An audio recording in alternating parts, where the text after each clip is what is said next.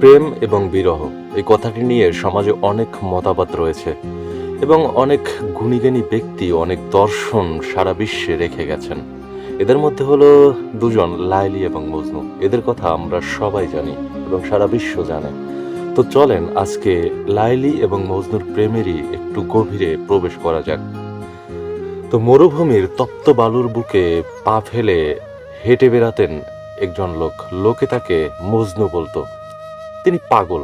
তিনি কি সত্যিই পাগল ছিলেন? তিনি ছিলেন একজন বিরহী সাধক। মজনুর কাছে লাইলি কেবল শুধু একটি নামই ছিল না, লাইলি ছিল এক আয়না, যে আয়নায় তিনি নিজের ক্ষুদ্রতাকে ভেঙে চুরমার হতে দেখেছিলেন। লোকে তাকে জিজ্ঞেস করত যে কেন এত বিরহ, কেন এত হাহাকার। তিনি মৃদু হেসে আকাশের দিকে তাকিয়ে বলতেন যে এ বিরহ তো বিচ্ছেদের নয়, এটা তো আমার মুক্তির দুয়ার। প্রিয়তমার এই বিরহই আমাকে শিখিয়েছে যে পৃথিবীর কোনো মায়ার বাঁধনই চিরস্থায়ী নয়।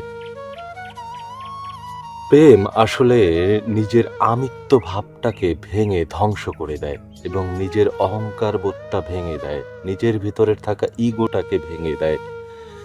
তো প্রেম আসলে ঠিক যতটা খুশি, আনন্দ, ভালো লাগার অনুভূতি দেয়, ঠিক ততটাই বিরহেরও অনুভূতি দিয়ে থাকে। এবং এই বিরহ ধ্বংসের নয়, এই বিরহ শেষের নয়, এই বিরহ নিজেকে নতুন করে আবিষ্কার করার একটা রাস্তা, নিজেকে নতুন করে বোঝার একটি রাস্তা। মজনু বলেছিল, যখনই আমি লাইলির প্রেমে নিঃস্ব হলাম, ঠিক তখনই আমি আমার হৃদয়ের গভীরে পরম সৃষ্টিকর্তার ডাক শুনতে পেলাম।